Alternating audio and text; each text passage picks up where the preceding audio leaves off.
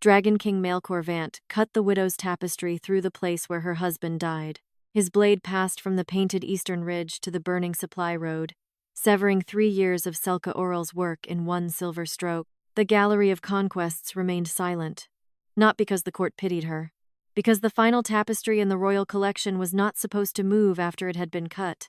The first thread lifted from the floor before Maelcor lowered his sword. Dragon-scale silk did not remember drawings. It remembered heat moving through hands that had survived the field. A narrow strand rose between them, burning without turning to ash. Its center glowed red, its edges white with captured heat. It curled above Selka's bare hands, carrying the final motion of a battle that had ended 7 winters ago. Royal historian Dragon King stepped forward. Majesty, the widow has woven battle fire into a sovereign record. Selka did not look at him. She watched the severed edge of the ember tapestry. More threads were waking. The cloth had hung beneath 6 carved dragon skulls, wide enough to cover the eastern wall. It was meant to complete Maelcor's official history of Red Hollow, the campaign that secured the southern grain roads and ended the rebellion of 3 border lords. Dervin's history described a flawless royal advance. The infantry held the center. Dragon riders shattered the western ridge. The enemy retreated before nightfall. The royal supply column remained protected. Selka had woven something else. She had placed the wagons abandoned on the northern road. She had shown soldiers turning away from captured gold. Beyond the smoke, civilians moved through a narrow withdrawal corridor, while a rear unit guarded their escape. At the front of that unit stood Captain Orrell. Her husband, Dervin, called the scene an insult to the crown. The court called it a widow's grief disfiguring history. Maelcor had called it dangerous. Then he had drawn his sword. Selka stood beneath the ruined cloth in a plain black widow's gown. Its sleeves fitted closely around her wrists, so they would never catch in a loom. Her dark auburn hair was braided over one shoulder. Pale heat marks crossed her fingers from years of handling dragon-scale silk. Her hands did not tremble. Only her wedding ring moved as she turned it once with her thumb. Dervin pointed toward the burning strand.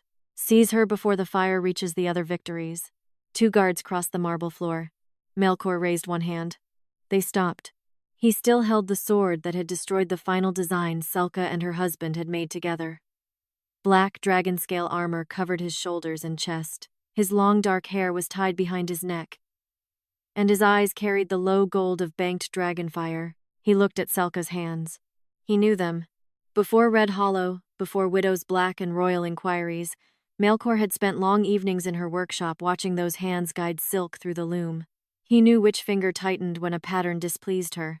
He knew how she paused before adding heat to dragon-scale thread. Selka saw recognition cross his face. It did not soften her. "You sealed battle fire into the silk," he said. "No." "Then why does it burn?" "Because you cut it." The answer moved through the gallery more sharply than his blade had. Dervin's robes whispered as he turned. Dragon-scale silk cannot preserve history. It preserves the weaver's heat, nothing more. Selka finally faced him. It preserves heat and movement witnessed by the hands that spun it. Not memory, motion. The last direction fire had taken before someone renamed it history. And renamed motion was still motion if the silk survived the cut. "You did not stand at Red Hollow," Dervin said. "My husband did." And the silk under his armor carried what his mouth was never allowed to testify. Captain Orrell had not sent his widow a story. He had brought her a direction of heat. A dead soldier's account cannot enter royal history through his widow. He returned with burned silk beneath his armor. "We designed this tapestry together before the fever took him." Dervin's expression remained controlled, but his hand closed around the archive keys at his waist. Selka noticed. So did Maelcor. A second thread rose, then a third. Every severed strand lifted from the marble, forming burning arcs across the gallery like the beginning of a new loom. The court stepped back from the heat. The tapestry did not defend Selka. It only refused to let heat move backward into a lie. The strands crossed above her head and began forming shapes. Movement came first. A line of royal soldiers advanced through the air. Fire figures carried shields toward the western ridge, while supply wagons rolled behind them. For 3 breaths, the scene matched Dervin's official arrangement. Then the northern flank changed. The wagons stopped. Soldiers turned away from them. A line of civilians appeared beyond the smoke. The tapestry did not raise the dead of Red Hollow. It opened only the movement carried inside Captain Orrell's burned silk. Dervin reached toward the burning threads.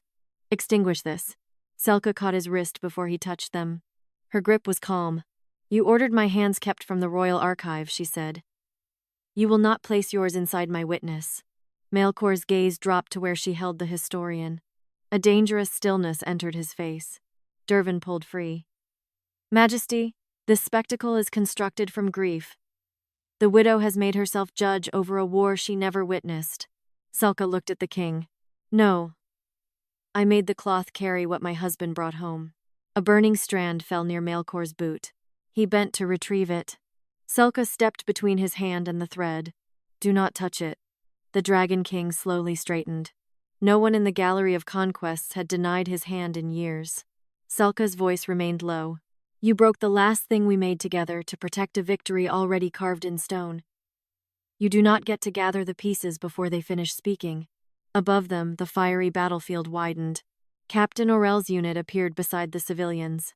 The soldiers were not guarding royal treasure. They were abandoning it. Maelcor's face changed. He recognized the formation. Selka saw it. Dervan saw it too. The historian moved toward the archive doors, but heat sealed them shut. The final severed thread rose and formed the beginning of a command line above Captain Orrell's retreating unit. The words had not yet appeared, but the seal at their beginning belonged to Dragon King Maelcor Vant. The question was no longer whether the king had commanded the movement. The question was what his command had been turned into. The tapestry had shown the retreat. It had not yet revealed what Maelcor's command ordered, nor had it shown why Dervin later removed that command from royal history. The tapestry had shown Captain Orrell's retreat, but not what Maelcor's royal command line ordered before Dervin removed it from history. The king's seal burned above the floating battlefield, suspended inside a knot of red gold thread. Beneath it, Captain Orrell's unit remained caught between the abandoned supply wagons and the civilians moving through smoke. The words of the command had not yet formed. Royal historian Dervin Cale moved toward the archive wall. His keys were already in his hand. Battle thread records cannot be tried through a widow's grief. Work. Selka Orrell stood beneath the severed ember tapestry, with one palm raised toward the unfinished command line. The burning strands did not gather around her like armor. They did not shield her from Dervin or soften the court's judgment. The tapestry did not protect Selka. It only pulled buried motion toward the heat that contradicted the official account. Read the command line before Dervin seals the thread. Maelcor's gaze remained fixed on his royal mark. You speak as though the cloth obeys you. It obeys no one. Then how will you make it red? Selka turned the wedding ring on her finger. My husband carried the command home. Dervin stopped beside the archive lock. Captain Orrell carried battle damage, fever, and a widow's need to make meaning from failure. Selka looked at him. He carried burned dragon-scale silk beneath his armor. The historian's fingers tightened around the keys. The Gallery of Conquests had been built to preserve finished stories. Every victory hung in perfect order. Kings at the center. Enemies collapsing at the edges. Banners upright. Supply lines unbroken. The ember tapestry had opened something unfinished. Motion without permission. Heat without commentary. Selka removed her wedding ring. A strand of blackened silk had been wound inside the band. Her husband had placed it there before the fever took his voice. Maelcor saw it. So that anchored the tapestry. No, it anchored me to the same direction of heat. She pressed the ring against the burning command thread. Heat moved through the metal. No hidden bloodline awakened beneath her skin. The blackened silk simply recognized the motion it had carried away from Red Hollow. Dervin thrust one archive key into the wall. Unauthorized widow thread cannot amend sovereign conquest. A sheet of dark glass descended over the command line. The royal seal dimmed. Captain Orrell's retreating unit began losing shape. Selka kept the ring pressed to the thread. The heat marks across her fingers brightened with pain. She did not pull away. Maelcor stepped toward her, then stopped. If he touched the silk, Dervin could claim the king had forced the record to vindicate his own command. If he seized Selka from the heat, the historian would call the witness corrupted by royal intervention. Maelcor's restraint did not rescue her. It left her alone with the burn. Open the archive seal, he ordered. Dervin did not turn. Majesty, War cannot be governed by every private fragment carried home. This fragment bears my command mark. It bears a woven imitation. Maelcor's dragonfire eyes narrowed. You recognized it before the words appeared. Dervin's hand stopped on the key. Selka pressed harder. The wedding ring heated against her skin. The blackened strand released its final stored movement into the ember tapestry. The dark glass cracked. The command line opened. Royal command line entered. Civilian evacuation ordered. Supply column abandoned. Captain Orrell credit withheld. The tapestry had named the command. It had not yet named what Dervin wrote over Captain Orrell's obedience afterward. No dead soldiers rose. No civilians turned their faces toward the court. Captain Orrell did not rise from the threads. His heat motion entered the command line and made the royal seal answer. Maelcor stared at the second line. Civilian evacuation ordered. Recognition entered his face. He had stood beneath a storm-dark sky at Red Hollow while the northern road collapsed under fire. The captured wagons carried rebel gold, grain contracts, and weapons meant to prove his victory before neighboring kingdoms. Then a messenger reported civilians trapped beyond the supply line. Maelcor had ordered Captain Orrell to abandon the treasure, save the road for the living. The king had remembered giving that command. He had never asked why the gallery recorded something else. Selka's voice remained quiet. You did not lose a supply road. You traded it for lives. Then let history call the man who obeyed you a stain. Dervin turned from the archive wall. The official account preserved military unity.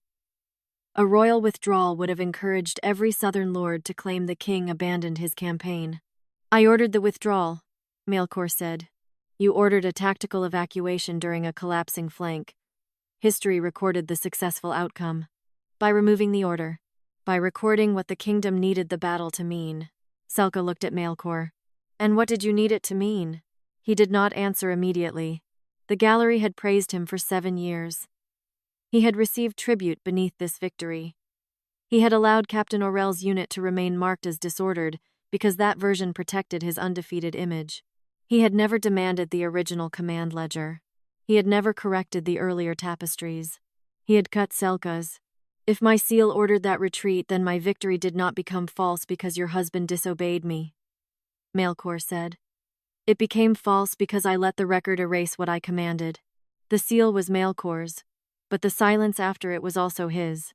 And silence had not merely erased credit. It had left room for dishonor.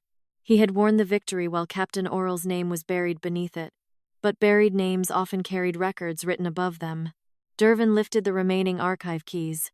Captain Orrell's credit was withheld because no officer may stand above the crown in a sovereign conquest.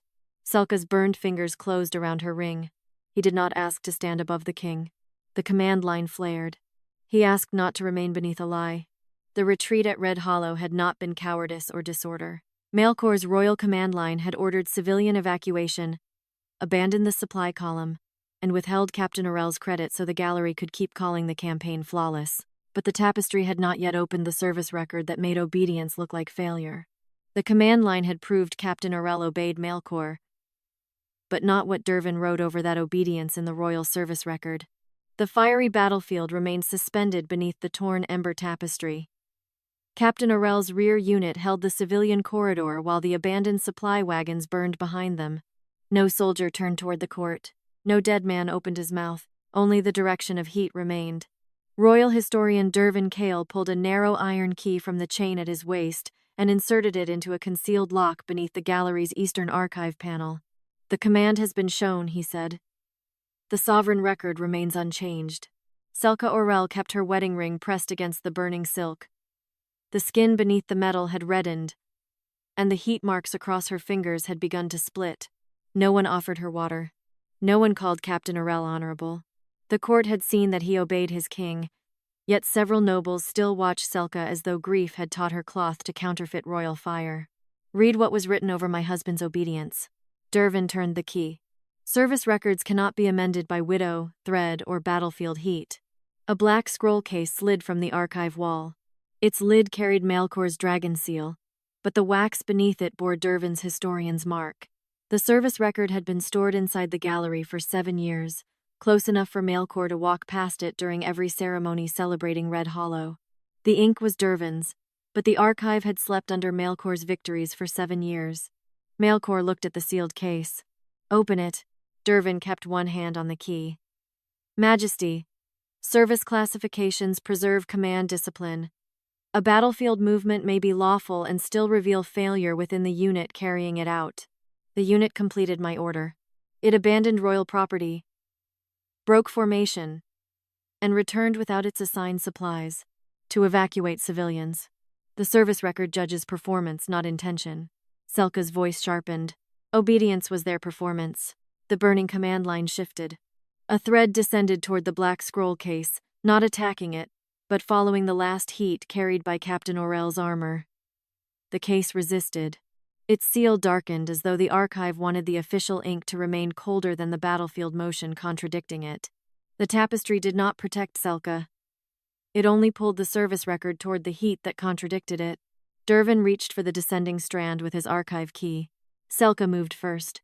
She looped the blackened silk inside her wedding ring around the thread and drew it toward the sealed case. Pain crossed her hand. The heat did not strengthen her body. It demanded that she hold the same direction Captain Orrell had carried away from the battlefield. Forward from the civilians. Away from the treasure. Into the record written against him. Widow grief cannot overturn a sovereign service record, Dervin said.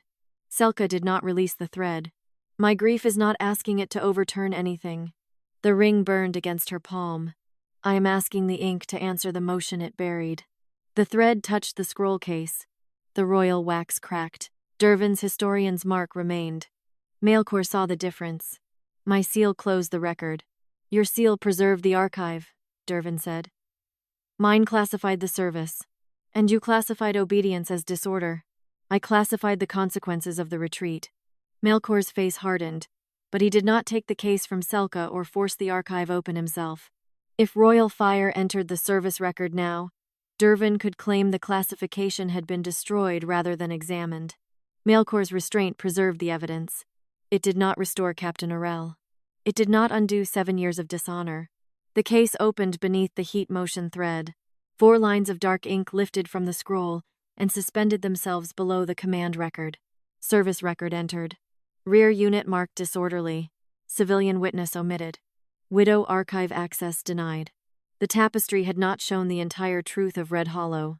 It opened only the service classification written over Captain Orrell's obedience. Selka read the second line. Her husband had returned from Red Hollow carrying burns beneath his armor, fever in his blood, and the knowledge that the civilians had crossed the northern road alive. When he died, the court allowed her to carve only his rank and date of service upon his memorial stone. No rescue, no evacuation, no civilians. Only disciplinary language stating that his unit had broken order during a royal victory. You did not only take his credit, Selka said. You left his name carrying the shame that protected yours. Dervin's expression remained composed. Captain Orrell's unit created confusion during a decisive campaign, because the official record removed the people they were saving. Civilian testimony was unreliable during rebel occupation. You omitted it. It could not be verified. You denied me access to the archive that held it. You were his widow, not a royal historian. I was the master weaver assigned to complete the victory tapestry, until your work became grief, distorted. The phrase moved through the gallery. Several nobles had used it before. Grief distorted. A clean expression for silencing a woman whose work carried the wrong motion. Maelcor looked at the 4th line. Why was her archive access denied? Dervin answered without hesitation. Because she requested the civilian route statements, the supply abandonment order, and her husband's disciplinary review. Granting access would have allowed a private mourner to challenge the sovereign account. She was completing the sovereign tapestry. She was attempting to rewrite it. Selka lifted her burned hand toward the hanging service record. No. You had already rewritten him. Maelcor stepped beneath the words bearing Captain Orrell's dishonor. If my captain obeyed my order and my archive named him disordered, then I did not merely let history lie about Red Hollow. I let it dishonor the man who saved civilians for me. The admission did not cleanse him. He had accepted ceremonies built upon the service record. He had stood beneath banners calling the rear unit unreliable. He had cut Selka's work before reading the command he remembered giving. Dervin had written the dishonor. Maelcor had ruled comfortably above it. A final strip of ink emerged beneath the widow access denial. Service stain retained for royal narrative continuity. Selka's wedding ring tightened around the heat thread as though the silk recognized the last direction of the lie. Captain Orrell had not been marked disorderly because he failed Red Hollow. Dervin's service record had converted obedience into disorder, omitted the civilian witnesses, and denied Selka archive access, so the man who saved the retreat could remain useful only as a stain. The service stain had shown how Captain Orrell was dishonored, but not what the omitted civilians had seen while his unit held the northern road. The 4 service lines remained suspended beneath the torn ember tapestry. Behind them, the fiery battlefield had narrowed to one corridor between smoke, abandoned wagons, and the ridge where Captain Orrell's rear unit stood. No faces formed inside the flames. Only movement. Royal historian Dervin Cale closed the black scroll case and reached for the archive key controlling civilian testimony. Refugee accounts are not battle records. Selka Orrell kept the blackened silk from her wedding ring looped around the heat thread. The skin across her palm had blistered, but she did not loosen her grip. They became battle records when you used their absence to mark my husband disorderly. Dervin turned the key halfway. Civilians fleeing fire cannot identify military formations accurately. They knew which soldiers opened the road. They knew only that they were frightened. They knew who remained when the banners moved away. Dragon King Maelcor Vant stood beneath the service record bearing Captain Orrell's name. His sword still lay on the marble where he had lowered it after cutting the tapestry. He had not ordered Selka released from judgment. He had not restored her husband's honor. He had only stopped Dervin from sealing the evidence before it answered. "Open the omitted witness file," Maelcor said. Dervin looked toward the watching court. "Majesty, panic testimony cannot amend sovereign troop placement. Then the placement should survive comparison." The historian's fingers tightened around the key. Selka felt the heat thread pull toward a smaller archive compartment beneath the service case. Unlike the royal command and disciplinary record, this compartment had no dragon seal. It bore a plain mark shaped like an open gate. Civilian statements. Unverified. Omitted. The tapestry did not defend Selka from the heat burning through her ring. It only drew the archived witness toward the motion that had passed before their eyes. Selka pressed the wedding band against the gate mark. Read what they saw. The compartment remained closed. Dervin inserted a second key. Civilian witness cannot reorder a royal formation. Dark archive glass descended over the northern corridor. Captain Orrell's unit dimmed behind it. The moving civilian line began fading into smoke. Selka pulled the blackened silk tighter. The strand had once rested beneath her husband's armor while he held the road. It carried no words, loyalties, or judgments. It carried direction. Civilians moving north, soldiers turning toward them, royal banners moving away. Heat answered heat. The gate mark opened. Thin lines of ember rose from the archive, each one representing a witness path rather than a person. They entered the tapestry from different points along the northern road and crossed at the same place beneath Captain Orrell's unit. The record formed. Civilian witness entered. Northern corridor held. Royal vanguard withdrew. Captain Orrell remained. The tapestry opened no other battlefield. It did not raise the dead. It showed only the troop motion witnessed from the evacuation road. Maelcor stared at the third line. Royal vanguard withdrew. Dervin spoke before the king could. The vanguard repositioned to secure the western ridge. Selka looked at the burning formation. "Then why did your official tapestry place them where my husband stood?" "The gallery records strategic result, not every temporary movement. You moved the king's banners into the corridor after the battle ended. I placed royal authority at the center of the victory. You placed Captain Orrell's defense under Maelcor's name." Dervin's expression remained controlled. No victory can survive if every formation claims separate glory. Selka pointed toward the witness paths. "He did not claim glory. He died carrying your shame." The words struck Maelcor without absolving him. He remembered the red hollow command tent shaking beneath distant fire. He remembered ordering the vanguard west after reports that the ridge might collapse. He remembered Captain Orrell requesting permission to hold the northern corridor with fewer soldiers. Maelcor had approved both movements. Later, Dervin's gallery showed the royal vanguard guarding the civilians while Captain Orrell's unit appeared scattered near the abandoned supply road. Maelcor had noticed the difference. He had accepted Dervin's explanation that tapestries simplified formations for public understanding. He had allowed simplicity to become theft. "If my vanguard withdrew while Orrell held the corridor," Maelcor said, "then the gallery did not merely dishonor him. It placed my retreat where his defense had been." The ember witness paths brightened. Dervin lifted the archive glass higher. "You withdrew to preserve the army. Captain Orrell remained under your command. His action was therefore part of the royal maneuver." "Part of it," Selka said. "Not erased beneath it. He served the crown. And the crown used that service to make the king look braver than the men who stayed." The court shifted uneasily. The Gallery of Conquests had never separated royal victory from royal presence. Every wall taught the same lesson. Kings stood where courage mattered most. Red Hollow had been woven to preserve that belief. Maelcor looked toward the great finished tapestry hanging beside Selka's torn work. In Dervin's version, his golden banner stood at the northern corridor while Captain Orrell's unit appeared near the supply wagons in broken formation. The positions were reversed. "The official cloth must come down," Maelcor said. Selka turned sharply. "Not yet." The refusal stopped him. "If you remove it before the witness finishes, Dervin will call this a replacement made under royal regret." Maelcor's jaw tightened, but he did not command her silence. "What remains?" Selka followed the heat moving from the civilian paths toward the official tapestry. The moment the positions changed, Dervin pulled the archive key free. The witness compartment began closing. Selka pressed her burned palm over the gate mark and held it open. Heat crossed her fingers into the finished royal cloth. For the first time, the threads inside Dervin's version began moving.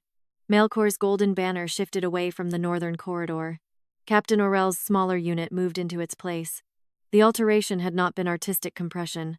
It had been deliberate reversal. A final archive line burned beneath the witness record.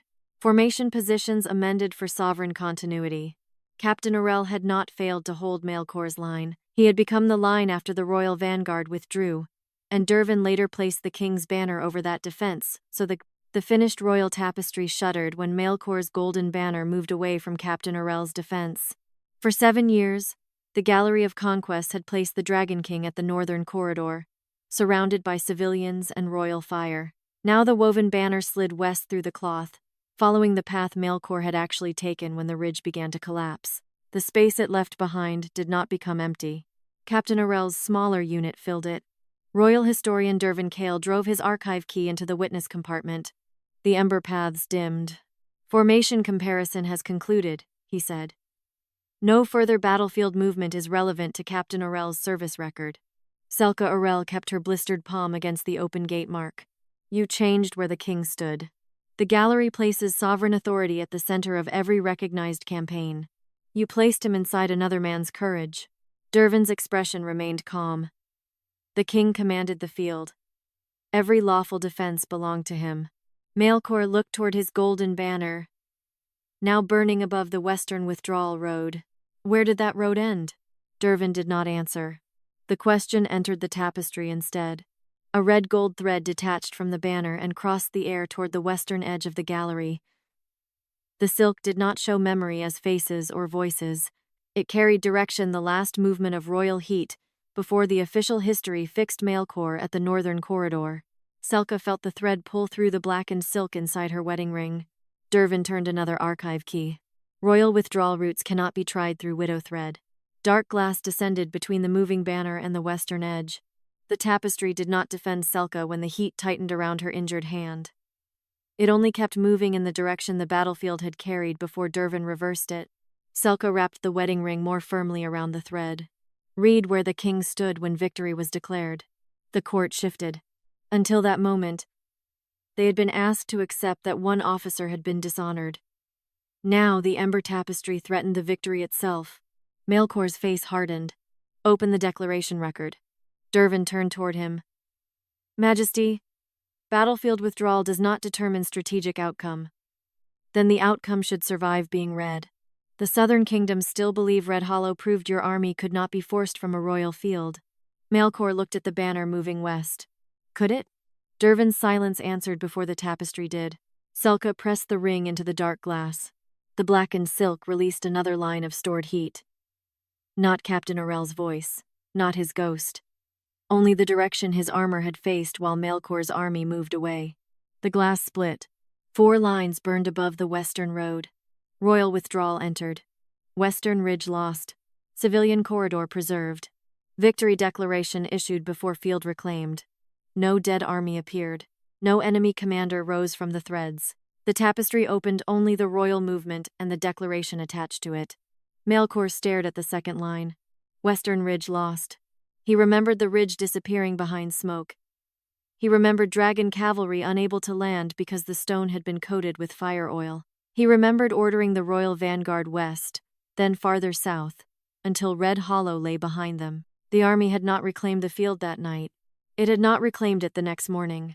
Yet before sunset on the second day, heralds carried news that the rebellion at Red Hollow had been broken. Maelcor had permitted the declaration. The field was still held by the border lords, Selka said. Dervin answered her. Their remaining forces abandoned it within 3 days, after the civilians escaped, after the royal army regrouped, after Maelcor withdrew. The historian's eyes sharpened. A king may leave a field and still win a campaign.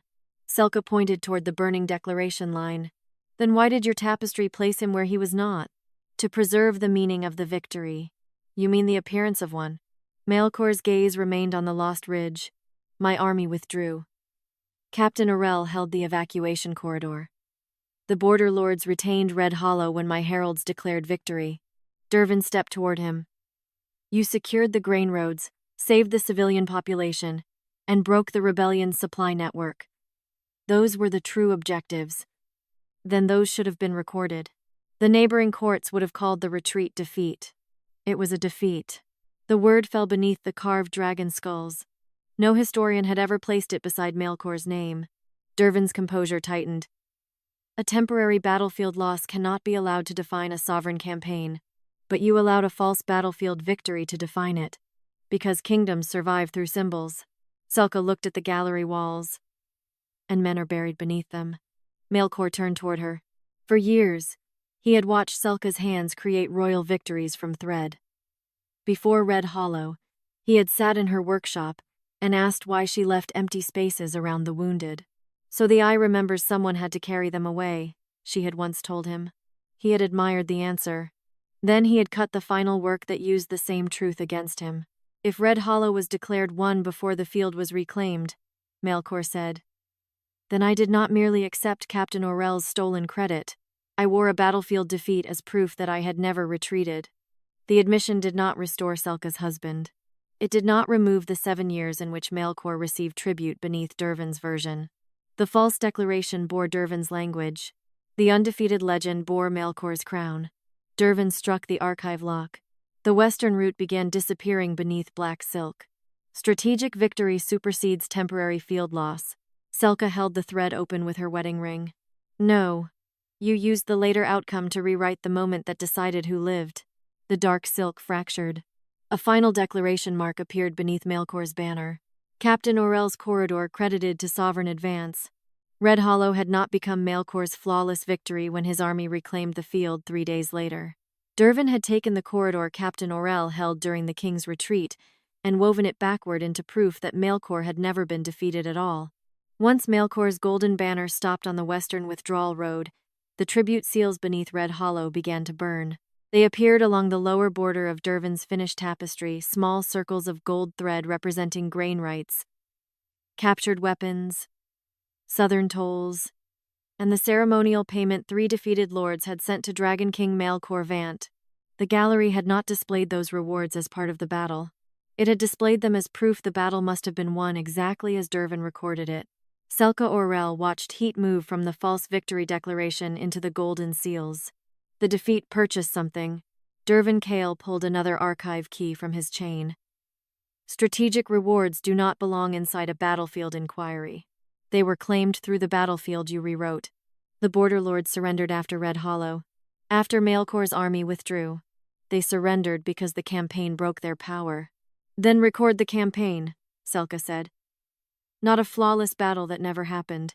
Maelcor stood beneath the displaced golden banner, his face lit by the red-white heat of the severed ember tapestry. The word defeat still seemed unnatural beside him, yet he had not ordered it removed. What tribute was claimed under the Red Hollow Declaration? Dervin inserted the key into a narrow lock beneath the finished tapestry. Reward ledgers cannot be amended through battlefield heat or widow thread. The golden seals began darkening. Selka tightened the blackened silk inside her wedding ring around the moving thread. Her burned fingers had grown stiff. The ring no longer rested comfortably against her skin. Maelcor noticed. "Your third finger is locking." The quiet observation struck more deeply than concern from a stranger would have. He remembered her hands from the years before Red Hollow. He remembered which finger guided tension and which released heat from the loom. Selka did not look at him. "Do not instruct my hands after cutting their work." Maelcor's jaw tightened. He did not touch her. He did not order her away from the burn. The tapestry offered no protection from the heat. It only continued carrying motion from the false declaration toward the rewards attached to it. Selka pressed the wedding ring against the first golden seal. "Read what the flawless victory bought." The gallery floor warmed beneath them. Gold threads uncoiled from the finished tapestry and formed a narrow ledger in the air. They did not create coins, treasure, or kneeling enemies. They showed only the direction of reward. From Red Hollow, through the victory declaration, into the royal treasury and gallery accounts.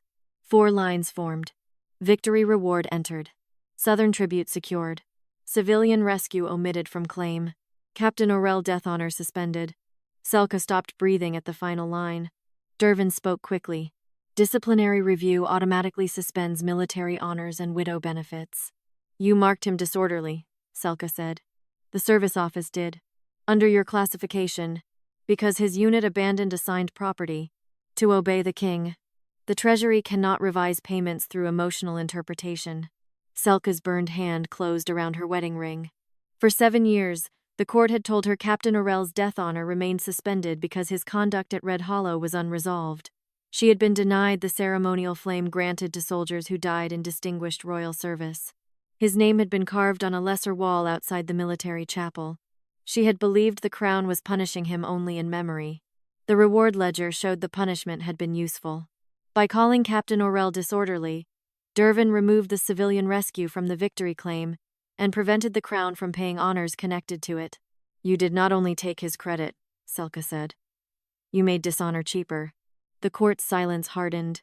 Maelcor looked at the suspended death honor. How much was withheld? Dervin's expression did not change. "The sum is irrelevant to sovereign history. It is relevant to his widow." Selka faced Maelcor.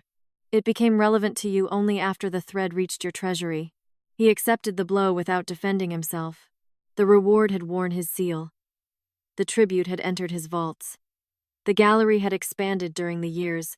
Captain Orrell's name remained beneath disciplinary stain. Maelcor looked toward the golden dragons carved above the newest archway. "When was this wing completed?" No one answered. The tapestry did. A 5th line appeared beneath the suspended honor. "Withheld military benefits transferred to Conquest Memorial Fund." Selka turned toward the walls around her. The marble arch. The 6 carved dragon skulls. The golden floor inlays beneath the Red Hollow display. Her husband's denied honor had not vanished into an empty treasury. Part of it had helped build the room that celebrated the lie written over him. Dervin stepped between her and the glowing ledger. Memorial funds are pooled. No individual payment can be connected to a specific stone. The gold thread passed through his shadow and continued toward the eastern wall. Selka's voice lowered. "My husband's dishonor paid for the hall where you displayed it. His suspended benefits became crown property. Because you suspended them. Because his service record required review. A review you sealed from me." Dervin turned to Maelcor. "Majesty, exposing treasury distributions will destabilize every reward granted after Red Hollow. Southern tribute agreements may be challenged. Border houses may demand repayment. Your enemies will call the campaign illegitimate."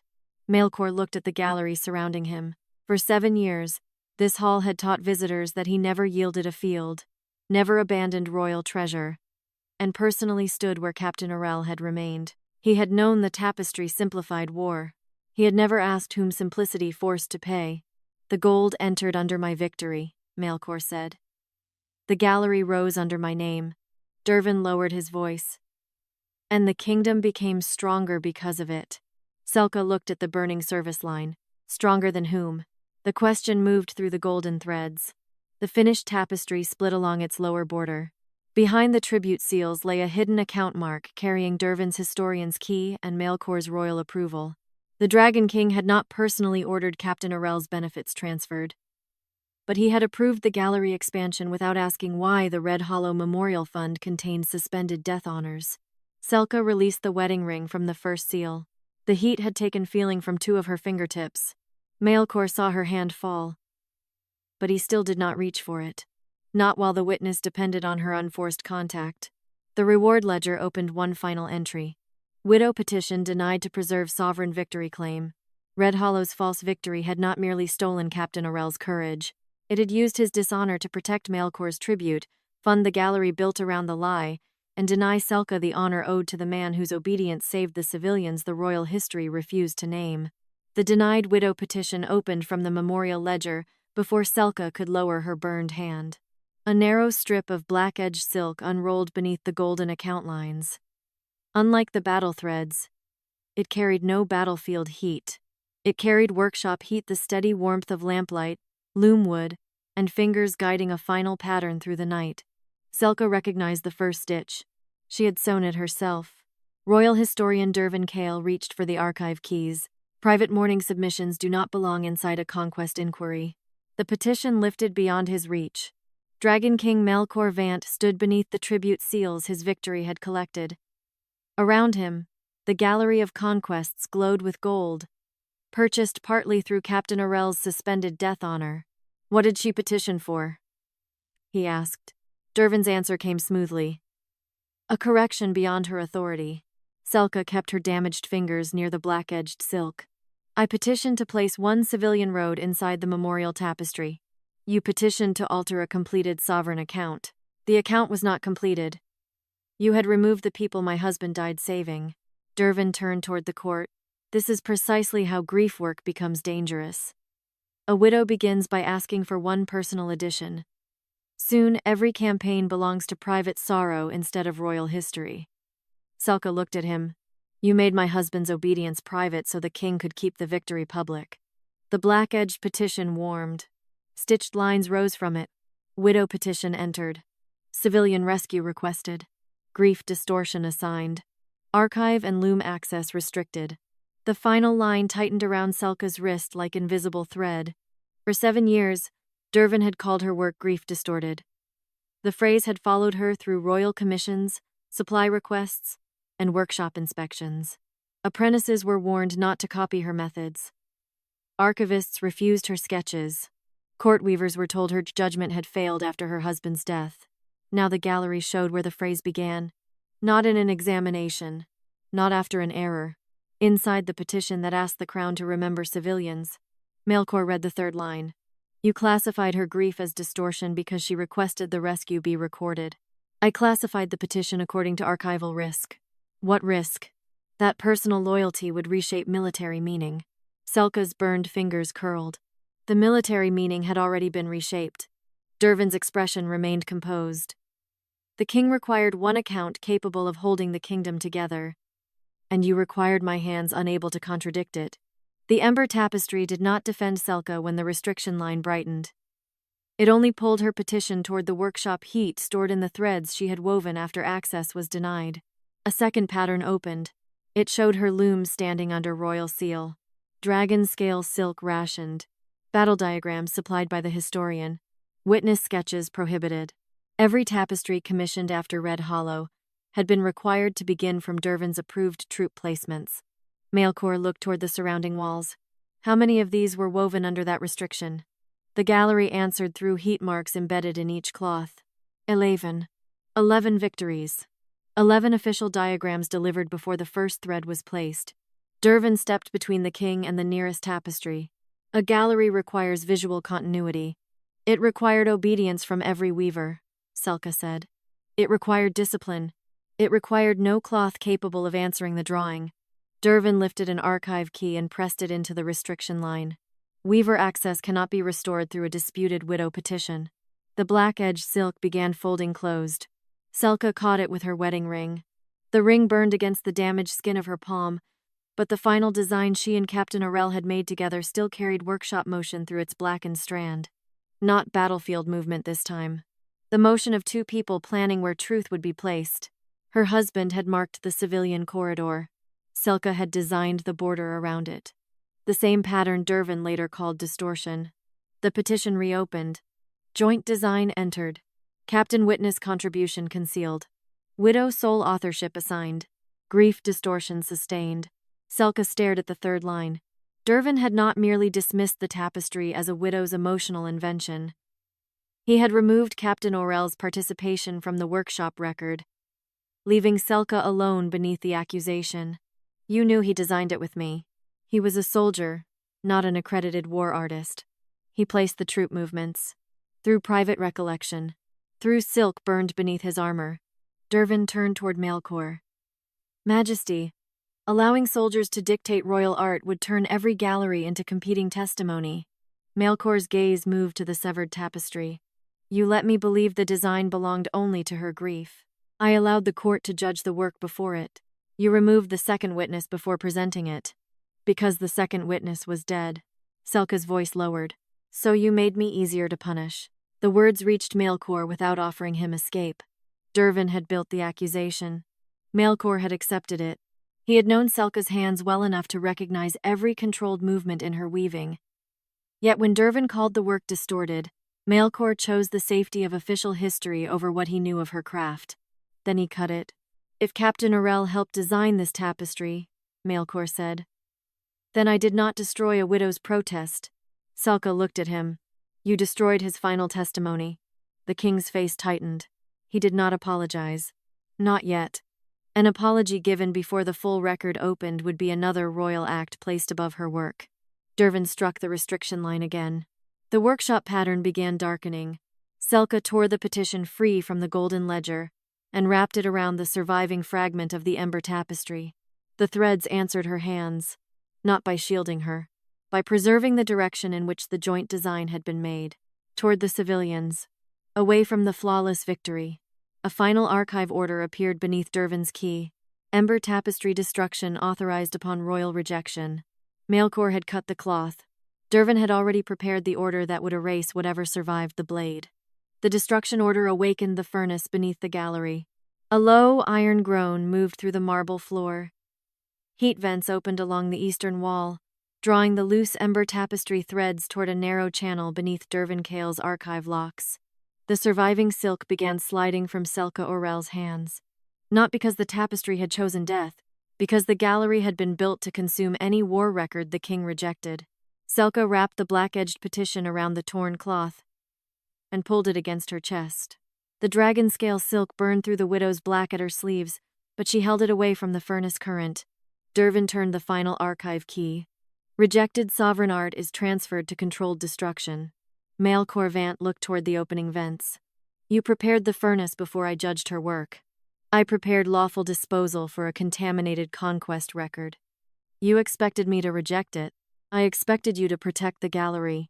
Selka's wedding ring tightened around the burned thread inside her palm. Dervin had not needed to force Maelcor's sword into the tapestry. He had only needed to shape the choice until destruction looked like kingship. The order opened above the floor. Royal rejection entered. Witness cloth condemned. Surviving thread transferred. Heat record scheduled for erasure. The tapestry had named what would happen after Maelcor cut it. It had not yet named how many times Dervin had used the same process before. Selka felt the furnace pull strengthen. A severed strand left her sleeve and vanished through the iron channel. The instant it crossed the vent, its captured motion went dark. Not burned. Emptied. The furnace did not destroy dragon-scale silk by flame. It forced the stored heat backward until no battlefield direction remained inside it. Dervin's history did not merely replace truth. It removed the material capable of contradicting him. Maelcor moved toward the vent. Selka stepped in front of him. Do not seal what you opened by touching it now. His gold eyes dropped to the burn spreading across her wrist. The furnace will take your hands with the cloth. Then order it stopped without claiming the witness. Dervin answered before the king could. The furnace cannot be halted while condemned silk remains inside the gallery. The widow must surrender it. Selka looked at the archive doors, still sealed by the tapestry's heat. The gallery offered only two lawful outcomes. Surrender the surviving threads or allow the furnace to empty them while she held on. Maelcor turned toward Dervin. Open the doors. The destruction cycle has begun. Open them. Removing condemned warcloth from royal custody would permit false history to enter the public square. Selka looked at him. That was the fear beneath every lock. Not fire. Witness. The court could dismiss a widow inside the gallery. It could call her grief distorted beneath carved dragon skulls and finished victories. Outside, people who had sent soldiers to Red Hollow might recognize the civilians, roads, and units woven into the burning cloth. Selka pulled the surviving tapestry higher against her chest. Then the square is where it belongs. A murmur moved through the nobles. Dervin's composure sharpened into something colder. No private weaver carries sovereign conquest into the streets. It stopped being sovereign conquest when you removed every movement that did not flatter the king. It remains crown property. My husband's burned silk was never yours. The moment it entered a royal commission, it became part of the gallery. The part you intended to erase. Maelcor looked from Selka to the destruction order. The cloth bore his commission mark. The furnace bore his crown. Dervin had prepared the mechanism, but Maelcor's rejection had activated it. He could not pretend the system had acted without him. Release the doors, he said. Dervin did not move. Maelcor's dragonfire rose beneath his skin. The marble around his boots warmed. Still, he did not burn through the lock. If royal fire broke the archive doors, Dervin could claim the evidence had been unlawfully removed by sovereign force. Every thread carried into the square would become politically vulnerable. Selka understood the hesitation. This time she did not mistake it for cowardice.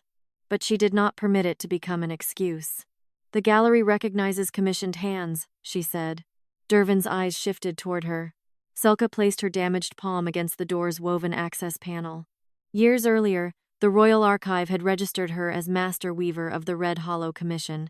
Dervin had later restricted her access, but the original work authorization remained beneath the grief distortion order. She pressed her wedding ring into the panel. Workshop commission entered. Master Weaver recognized. Completion route requested. Gallery display incomplete. The doors shuttered. Dervin drove his archive key toward the access line. Completion cannot proceed after royal rejection. Selka caught the key between two burning threads. The silk did not attack him. It held the same forward motion her hands had used at the loom before Maelcor's blade interrupted the final pattern. The work was rejected before it was finished, she said. Dervin pulled against the threads. That distinction changes nothing. It changes the route. The access panel opened a narrow red line from the gallery doors to the public square. Commissioned war art could be moved to an open completion loom when royal display space became unsafe before the final knot was tied. An old weaver's law, older than Dervin's archive doctrine. The furnace current weakened. Selka drew the surviving threads away from the vents. Maelcor looked at the route glowing beneath her hand. You intend to finish it before the city. I intend to finish what you cut. You may expose the crown to every southern court. The crown has been exposed for 7 years. Only the people were not allowed to see it. Dervin reached for a second key. Maelcor closed his hand around the historian's wrist. This time, he did not touch the witness. He stopped the man trying to prevent its lawful removal. The doors opened. Cold evening air entered the Gallery of Conquests. Selka carried the torn ember tapestry toward the public square, while burning threads trailed behind her like an unfinished road. Maelcor did not lead her. He followed several paces back, beneath the weight of the victory he had worn. Dervin walked under guard without confessing, his archive keys still locked around his wrist. The gallery had authorized the tapestry's destruction inside royal walls. Selka had found the older law that allowed unfinished witness cloth to leave them. By the time Selka reached the public square, the burning threads had already drawn a crowd. Citizens gathered beneath the stone dragons of Vant Keep, while royal guards cleared a path toward the old festival loom. It had once been used to weave coronation banners before the Gallery of Conquests replaced public craft with finished royal history. Selka laid the torn ember tapestry across its blackwood frame. The surviving threads strained toward the open sky. They did not form soldiers, ghosts, or pleading faces. They carried only heat motion. Captain Orrell turning from the supply road. Civilians moving through the northern corridor. Maelcor's vanguard withdrawing west, and the royal command traveling toward the unit that remained. The people recognized pieces of Red Hollow. A grain merchant pointed toward the burning wagons. My sister was on that road. An older mason stared at the silver-white line crossing the loom. That bridge was never in the gallery. Royal historian Dervin Cale stood beneath guard several paces away, his archive keys bound against his wrist. Public recognition is not historical proof, he said. Crowds remember rumor more readily than formation. Selka threaded the blackened strand from her wedding ring through the unfinished border. You feared the crowd before it remembered anything. Dervin's gaze moved toward Maelcor. Majesty, the completion route permits unfinished royal art to be moved. It does not permit a widow to conduct public judgment. Maelcor stood without the ceremonial mantle worn inside the gallery. His sword remained sheathed. He had followed Selka into the square, but he had not stepped beside her. This is not her judgment, he said. It is the completion of the commission, I interrupted. The words did not absolve him. Everyone in the square had seen the torn cloth. They knew whose blade had cut it. Selka passed one burning thread beneath another. The motion of Captain Orrell's rear unit tightened into the northern corridor. A second pattern opened beneath it, the official version Dervin had placed inside the gallery. The two formations hung side by side. One showed Captain Orrell guarding civilians while Maelcor's banner withdrew. The other placed the king at the corridor and the captain beside abandoned treasure. Dervin raised his bound keys. Public looms cannot compare sovereign versions. Selka continued weaving. Then why does the sovereign version require your keys to remain unchanged? The crowd shifted closer. The tapestry offered Selka no protection from them. It did not make her queen, bride, or chosen vessel. She stood before the city as a widow with burned fingers, finishing the work the crown had condemned. One mistake would allow Dervin to call the entire witness grief work. Her hands could not shake. Maelcor watched them. He knew the movement she used before closing a border pattern. He had spent hours in her workshop years earlier, when her husband still lived and the king could admire truth in art, without fearing what it might say about him. Selka reached the place where the final knot should have been. It was empty. Dervin saw it and spoke quickly. The commission is incomplete. No unfinished cloth may amend royal history. Selka looked toward him. The final knot was meant to hold the historian's source mark. The square quieted. Every royal war tapestry carried 3 marks.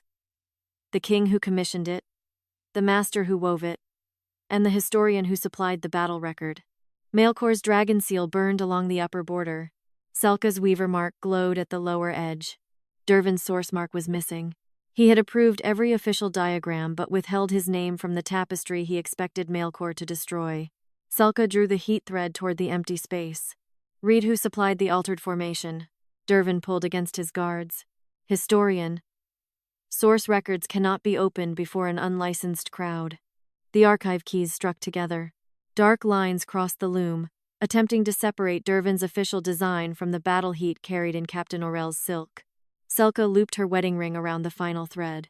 The metal burned into her palm. She pulled. The empty source mark opened. Historian diagram entered. Royal banner repositioned.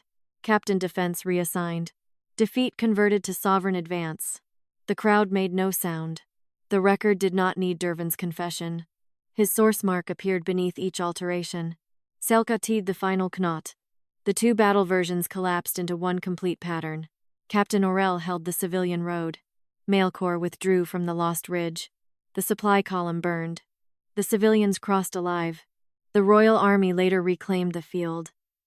But the battlefield movement Dervin called flawless victory had begun with defeat, retreat, and one captain's obedience. Maelcor stepped toward the loom. Selka raised her burned hand. He stopped before touching the cloth. The witness is complete, she said. You may answer it. You may not own it. The king turned toward the crowd. My command ordered the evacuation. Captain Orrell obeyed it. My army lost Red Hollow before reclaiming it 3 days later. Dervin's face hardened. You will hand your enemies the language of defeat. Maelcor looked at the finished tapestry. No, I handed you my fear of that language 7 years ago. His voice carried across the square. I accepted the version that made me undefeated. I wore the tribute it secured. I allowed Captain Orrell's dishonor to remain because correcting it would have diminished the legend built around my crown. Selka did not thank him. Truth spoken late was still late. Maelcor removed the golden conquest clasp from his armor, and placed it on the stone beneath the loom. "The Gallery of Conquests will close at sunrise." Dervin stared at him. "You would destroy the kingdom's victories for one widow's cloth?" Selka answered before Maelcor could. "No. We are going to make them survive being witnessed." Above the public loom, the final border of the ember tapestry ignited. Dervin's altered history burned away from Captain Orrell's name, leaving the words the gallery had denied for 7 years. Held the civilian corridor under royal command. The city had seen Maelcor's defeat. At sunrise, the court would have to decide whether it could survive honoring the man whose courage had once been used to hide it. At sunrise, the doors of the Gallery of Conquests opened without banners. Royal servants had removed the golden victory standards during the night. The carved dragon skulls still watched from the walls, but every finished tapestry had been lowered from its place and covered with plain gray cloth. Only the ember tapestry remained visible. Selka Orrell had hung it above the central arch where Maelcor's flawless red hollow victory once stood. The complete pattern showed the truth without turning it into spectacle. Captain Orrell's rear unit held the northern road. Civilians crossed through smoke. The royal vanguard withdrew from the western ridge. Supply wagons burned behind them. 3 days later, the army returned and reclaimed the field. Defeat and recovery occupied the same cloth. Neither erased the other. The public court filled the gallery before the second bell. Soldiers stood beside merchants whose families had escaped Red Hollow. Widows gathered near the front. Royal officers remained beneath the covered tapestries, visibly uncertain whether the histories above them would survive the day. Dervin Cale entered under guard. Mimimar of keys had been removed from his wrist and sealed inside a clear iron case. He offered no confession. "The crown cannot govern through public embroidery," he said. "A kingdom requires one final history." Selka stood beneath the ember tapestry in her black widow's gown. Fresh linen covered her burned palm, but her wedding ring remained over the bandage. "A final history is not the same as a finished lie." Dervin faced Maelcor. "You will replace trained historians with grieving families?" Maelcor had come without his conquest clasp or ceremonial sword. He wore only black dragon-scale armor and the narrow crown of state. "No," he said. "Historians will remain. They will no longer erase the witnesses whose records make royal victory inconvenient." Dervin's expression hardened. "Every soldier remembers war differently. That is why history must show its sources. Contradictory testimony will weaken public trust. Then trust should not depend on contradiction being burned." Maelcor looked toward the covered gallery walls. "For 7 years this hall praised me with Captain Orrell's courage. It displayed my banner where his unit stood, called obedience disorder, and used his suspended honor to help build the room around the lie." He did not look toward Selka for forgiveness. "This was done under my victories and preserved by my silence." The admission carried no sudden redemption. It could not return Selka's husband, restore her lost years, or remove the moment Maelcor's blade cut through their final work. But the court heard responsibility without excuse. Maelcor turned toward the war officers. "Captain Orrell's service stain is void. His death honor will be restored publicly, along with the names of the soldiers who held the northern corridor and the civilians whose testimony was omitted." Selka's jaw tightened. "Not beneath your name, Maelcor Meterhaze." "No." He removed the red hollow victory plaque from the central pedestal and placed it on the floor. The gold lettering named only the Dragon King. Selka watched him break the royal seal across its back. The plaque opened into 2 thin plates. One carried the official battle declaration. The other held the names Dervin had withheld from display. Maelcor placed the second plate above the first. "Witness before sovereign."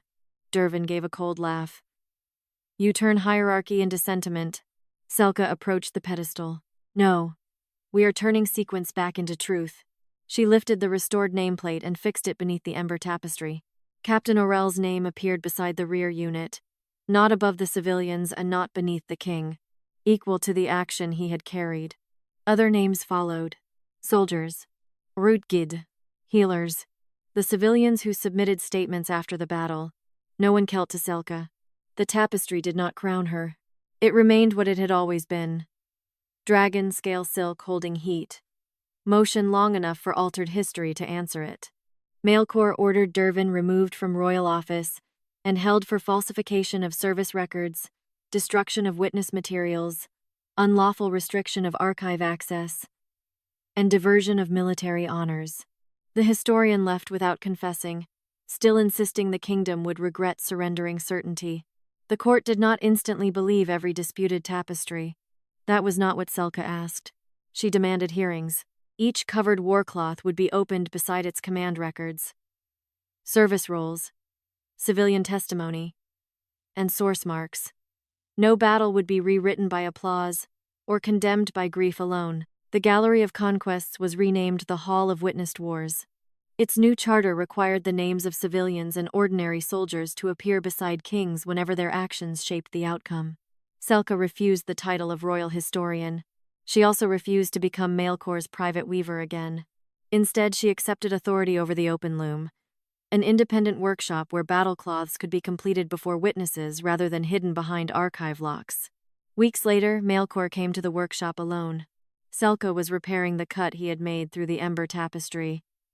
She did not conceal the seam. A silver-black line remained where his sword had passed. "You could make the damage disappear," he said. "I could. Why leave it?" "Because repair is not innocence." Maelcor stood on the other side of the loom. Once, he had spent hours watching her hands because their precision gave him peace. Now he understood that admiration had never granted him ownership over what they made. "I cannot ask you to forget the blade," he said. "No. I cannot ask you to forgive the years before I have answered for them. No." His gaze lowered to the unfinished seam. "May I remain while you work?" Selka studied him. Not the king who wanted history to flatter him. The man learning to stand before a truth he could not command. "You may watch," she said. "You may listen. You may not touch the thread until I ask." Maelcor took the empty chair across from her. Months later, when Selka finally placed one repaired strand into his open hand, he held it without pulling. The ember tapestry kept its scar, so did the kingdom. And beneath the new name of the hall, Captain Orrell's courage was no longer woven into another man's legend.